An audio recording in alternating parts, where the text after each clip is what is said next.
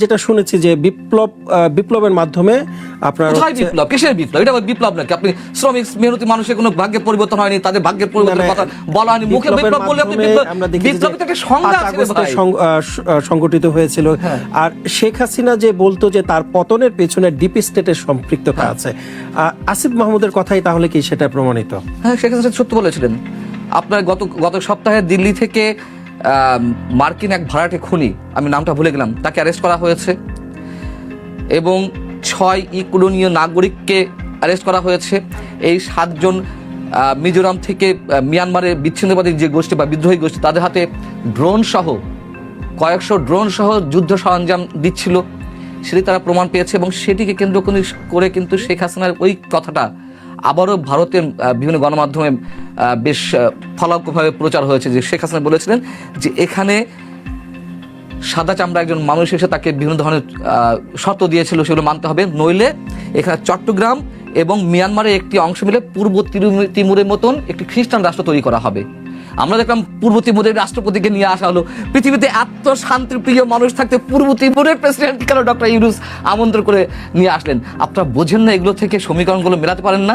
এবং ডক্টর ইউনূসের যে ইনভলভমেন্ট ছিল, ভাইরে আপনারা কেন হিসাব মিলান না?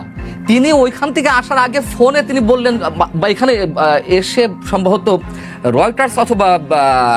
রয়টার্স অথবা এপিকে সাক্ষাৎকারে তিনি বলছিলেন যে আমি জানতাম না এত কিছু হয়ে যাচ্ছে, বা এই সব ছেলে পেলেদের কথা আমরা জানতাম না। হয়রাজ হান্নান মাসুদ ইন্টারভিউতে বললেন যে তার সাথে ডক্টর ইউনূসের কথা হয়েছে 5 আগস্টের আগেই, হান্নান মাসুদ বলেছে। আবার তিনি বললেন যে আমি এসব কিছু জানতাম না, এদের কাউকে চিনতাম না। আচ্ছা, ডক্টর ইউনূসের নাম প্রস্তাব করলো এনসিপির পক্ষ থেকে বা সাবেক ছাত্র সমন্বয়কদের পক্ষ থেকে। ডক্টর ইউনূসের দলের নাম কি ছিল? নাগরিক শক্তি। এই যে আন্দোলনটি পরিচালিত হয়েছে, সামনে অবশ্য অনেক স্টেক হোল্ডার ছিল, কিন্তু সামনে কারা ছিল বা কারা প্রতিষ্ঠিত হয়েছে?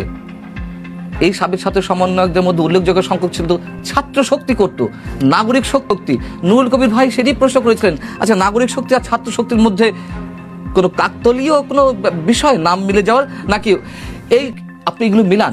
এবং এর পিছনে যারা ডিপ স্টেটে হয়ে খেলা করেছেন এই আন্দোলনকে, কোটা বিরোধী আন্দোলন ছিল তো, কোটা বিরোধী আন্দোলন থেকে শেখ হাসিনা সরকারের পতনের আন্দোলনে রূপান্তর হলো। হ্যাঁ, কেন কোটা বিরোধী আন্দোলন থেকে শেখ হাসিনা সরকার পতনের আন্দোলনে রূপান্তর হলো? এখানে এই আন্দোলনকারীদের আমি সবারকে এক করে বলছি না, একটি অংশ যারা গণতান্ত্রিক প্রক্রিয়া আন্দোলন করেছে তাদের প্রতি আমার অকুণ্ঠ শ্রদ্ধা। আর যারা ডিপ স্টেটের হয়ে খেলা করেছে, এখানে অঢেল পরিমাণ টাকা বিলানো হয়েছে, তার একটি অংশ দিয়েছে ডক্টর ইউনূস। এই হচ্ছে তথ্য, তার যে অবদান ছিল, যেটা মাহফুজ ভাই দাবি করছেন, আমি সেই দাবির সপক্ষে